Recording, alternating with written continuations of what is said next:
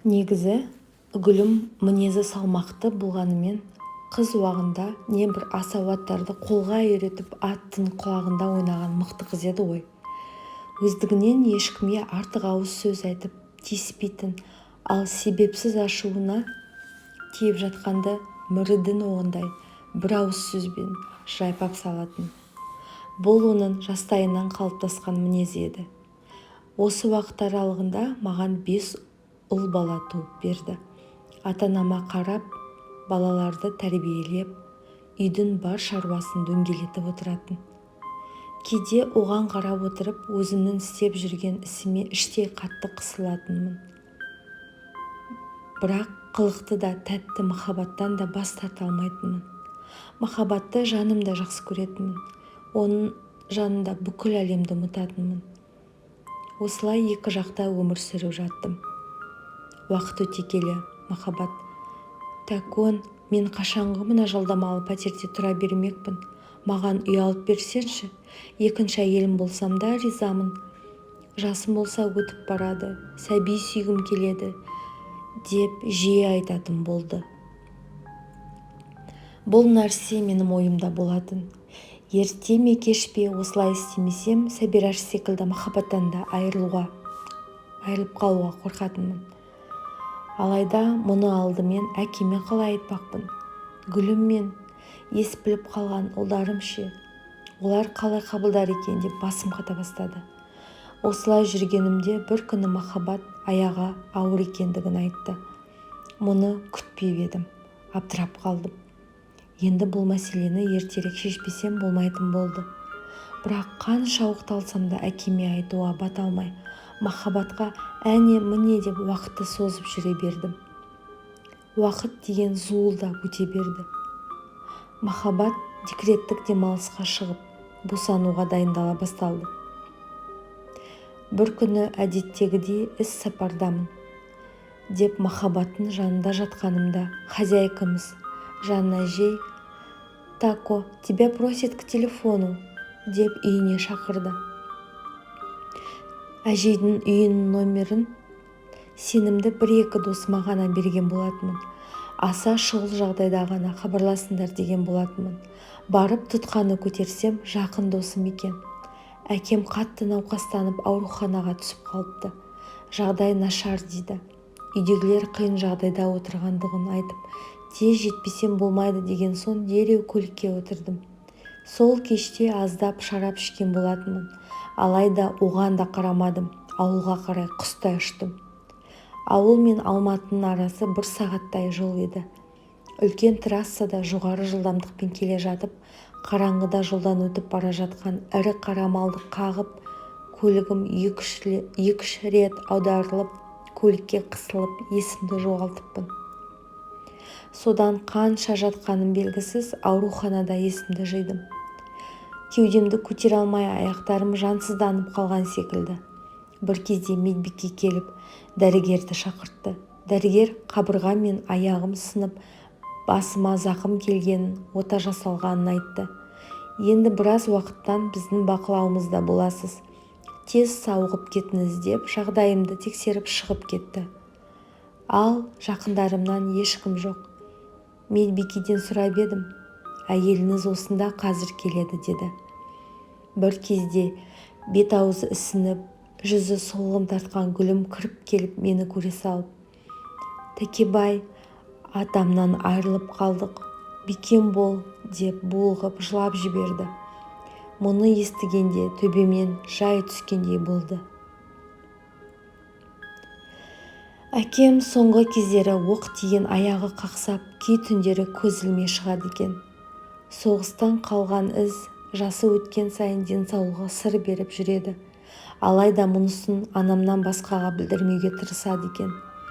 Балаларым уайымдамасын дегені болар, өзі де мінезі тұйық адам еді ғой. Әкемнің өмірінің соңғы сәтінде жанында бола алмай қалған, жете алмай алдым. Денсаулығыма байланысты қабіріне бір уыс топырақ салуға да бара алмадым.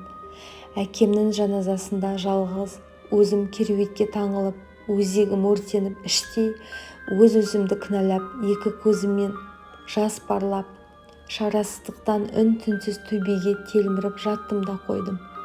Ертесінде балаларымды алып бауырларымен Гүлім келіпті. Анамның мазасы болмай үйде жатыр дейді. Махаббатпен алданып, қу нәпсіге еріп, көңілдесімен бақыттан басым айналып жүргенімде әкем ауырып жүрген екен ғой. Кейінгі уақытта бар ойым үйден жырақта болып, отбасыма көңіл бөлуді қойған екенмін. Әке-шешеме де қарамаппын. Адам секілді қал жағдайларын біліп, шүйіркелесіп, әңгімелесуден қалған екенмін. Әкемді ойлап, өкініш өзегімді өртеді. Жүрегім қысылып, жаным ауырды. Осы орайда әкемнің мезгілсіз қазасынан махаббаттың жайы да ұмыт болды. Өзімнің жатысы мынау, өздігімнен тұра алмаймын, жүре алмаймын, тіпті отырып адам секілді ас та іше алмаймын. Гүлімге күнім қарап қалды.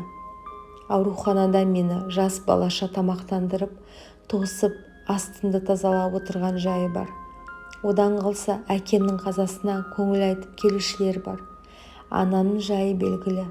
Үйдегі мал жан бар, ұлдарым сабағы бар дегендей. Бәрінен бұрын Гүлімге көп салмақ түсті. Байғұс бәйбішем сонда да ештеңесін білдірмей, жалғыз өзі барлығына қарайлап, екі ортада шыр көбелек болып жүрді. Арада біраз уақыт өткен соң ауруханадан шығып үйге оралдым. Ағашқа сүйеніп, ақырындап жүре бастап едім. Ол кезде сымсыз ұялы телефон деген жоқ. Үйдегі телефоннан махаббатқа хабарласудың ретін таппай жүргенімде үйге жағдайымды сұрап жақын досым келді. Екеуміз оңаша қалғанымызда махаббат мерзімінен бұрын қыз бала босанғанын айтты. Байғұс мен ұшты-күйлі жоқ болып кеткен соң не істерін білмей қатты уайымдапты. Жұмыс жағымнан телефон соғып, тұтқаны үлкен ұлым көтеріп, менің ауруханада жатқанымды айтыпты. Көлік апатына түсіп жүре алмай қалғанымда содан естіпті. Қазір өзі ауруханада жатыр екен.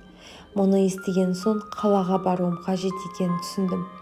Қандай болмасын, менің баламды дүниеге әкелді ғой.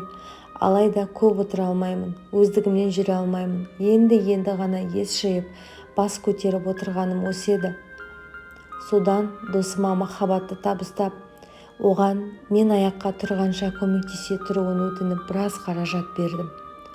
Бар жағдайымды түсіндіріп айтарсың, ауруханадан шыққан соң хабарласамын деп сәлем айтып шығарып салдым.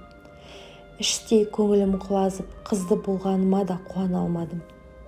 Өйткені әкемнің қазасынан кейін әлі де өз-өзіме келе алмай жүредім. Өзімді кінәлі санайтынмын. Осылай жүргенімде әкемнің 40-да келді. Жақындарымыз жиналып әкемнің аруағына мал сойып Құран бағыштап болған соң денем құрысып өз бөлмеме кіріп жатып қалатынмын. Көзім ілініп кетіпті.